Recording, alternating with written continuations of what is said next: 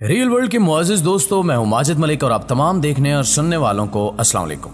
दोस्तों, जैसे कि ये बात तो आप तक पहुंच ही चुकी होगी कि तुर्की के सदर रजब तैयब उर्दगान इंतखाबात में एक बार फिर से बाजी ले चुके हैं और अब ये तीसरी बार तुर्की के सदर मुंतखब हो चुके हैं। मगर अब सवाल यहाँ ये गर्दिश कर रहा है कि अब तुर्की में इससे आगे क्या होगा।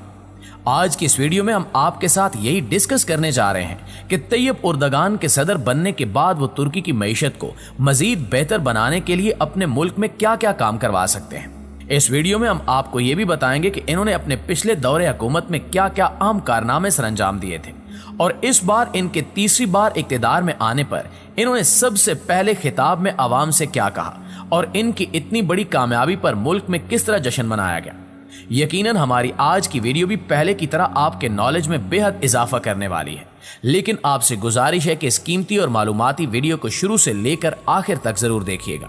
तो आइए चलकर मौजू का बाकायदा आगाज करते हैं। नाज़रीन गिरामी, तुर्की के सदर रजब तैयब उर्दगान जो कि 2 बार तुर्की के इक्तिदार पर हुक्मरानी कर चुके हैं और अब सन 2023 के इंतखाबात में कामयाबी हासिल करके तीसरी बार अपने मुल्क पर हुक्मरानी करने जा रहे हैं।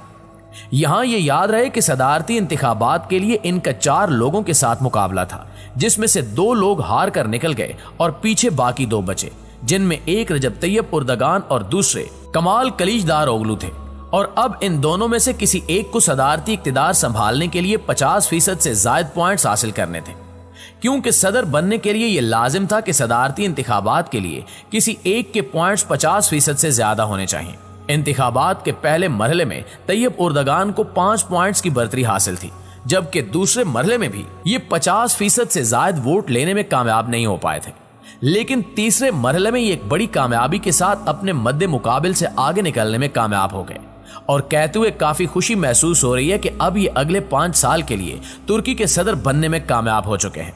जैसे ही इनकी फतह की खबर पूरी दुनिया में फैली तो अमेरिका और स्वीडन समेत कई यूरोपियन ममालिक सकते में आ गए, क्योंकि इन्होंने वाज़े अल्फाज में ये पेशनगोई कर दी थी कि आखिरी मरहले में तैयब उर्दगान नहीं बल्कि इनके मद्दे मुकाबिल सदर बनेंगे। इनकी फतह पर पूरे मुल्क में जश्न मनाया गया।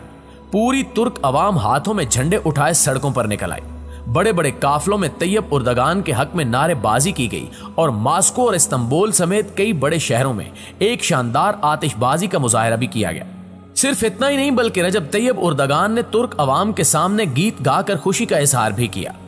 इनकी फतह पर जहां इनके कई दोस्त ममालिक ने इन्हें तीसरी बार मुल्क का सदर बनने की मुबारकबाद दी, तो वहीं पाकिस्तान के भी कई सियासतदानों ने इन्हें एक शानदार फतह पर खूब सराहा, जिनमें पाकिस्तान के वज़ीर आज़म शहबाज शरीफ, बिलावल भुट्टो जरदारी और इमरान खान समेत कई सियासतदान शामिल हैं। फतह के बाद इन्होंने अवाम से पहले खिताब किया, जिसमें इन्होंने कहा कि तुर्क अवाम ने मुझे सदारती फर्ज और पार्लिमानी अक्सरियत के साथ जस्टिस एंड डेवलपमेंट पार्टी और इत्तेहाद जमहूरियत के लिए चुना है, इसलिए मैं तुर्क अवाम का दिल से शुक्रिया अदा करता हूं और पूरे मुल्क को मुबारकबाद पेश करता हूं और इस खूबसूरत लम्हे के लिए अल्लाह का जितना भी शुक्र अदा करूं कम है और अपने अल्लाह से दुआ करता हूं कि अपने अगले 5 साल दौरे हुकूमत में हर वो काम कर सकूं जो मैं अपने पिछले दौरे हुकूमत में नहीं कर सका।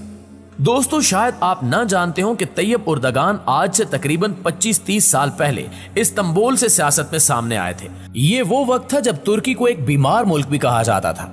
उस वक्त इस मुल्क के पास किसी किस्म की कोई ताकत मौजूद नहीं थी, जबकि ये तरक्की के मामले में बाकी ममालिक से काफी पीछे था।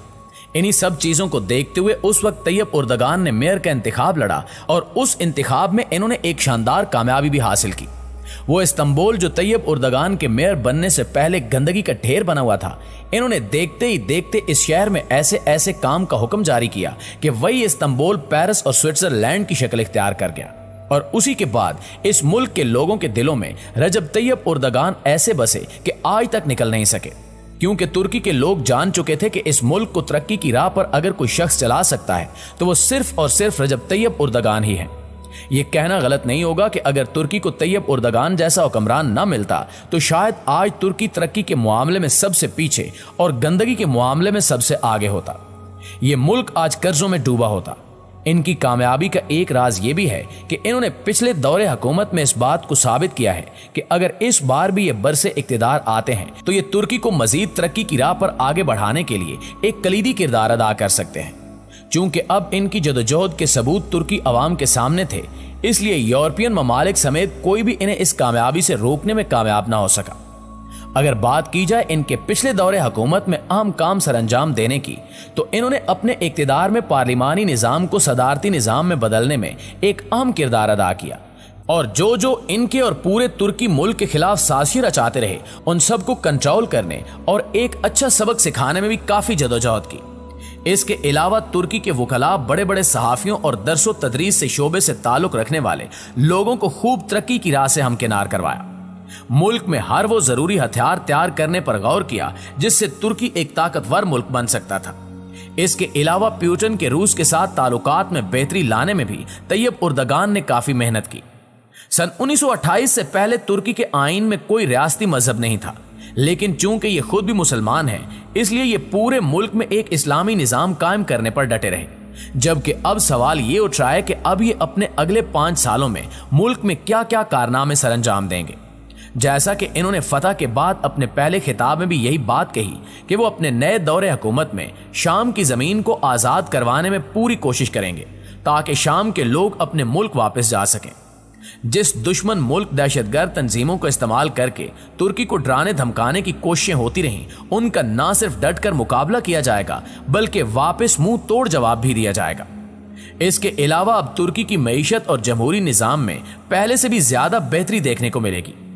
तुर्की के लिए एक जबरदस्त बात यह भी है कि अगले 1 से 2 महीनों में तुर्की से 100 साला मुआहदा भी खत्म होने जा रहा है, जिस वजह से अब तुर्की के सदर खुलकर अपने मुल्क को आगे लेकर चल सकेंगे और इसी वजह से अमेरिका नहीं चाहता था कि तैयब उर्दगान तुर्की के सदर बने।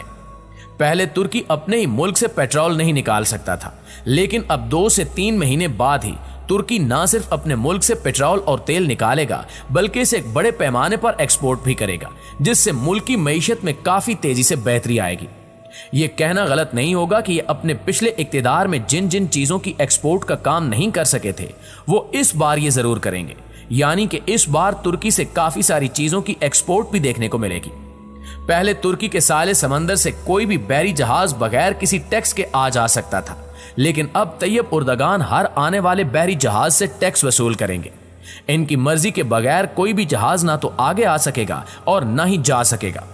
यहाँ एक अच्छी बात यह भी है कि तुर्की के सदर अब अपने मुल्क में खिलाफत उस्मानिया का दौर लाएंगे। इनकी पूरी कोशिश रहेगी कि मुल्क में सिर्फ और सिर्फ इस्लाम का ही बोलबाला हो। इसके अलावा तैयब उर्दगान के इस दौरे हुकूमत में अब वो काम भी होगा जो पहले कभी नहीं हुआ था। जी तो प्यारे साथियों, ये थी हमारी आज की वीडियो। इस हवाले से आप दोस्तों की राय क्या कहती है कमेंट करके हमारे साथ शेयर जरूर कीजिएगा। इंशाल्लाह आपसे मुलाकात होती है अगली वीडियो में। तब तक अपना ख्याल रखिए। अल्लाह निगहबान।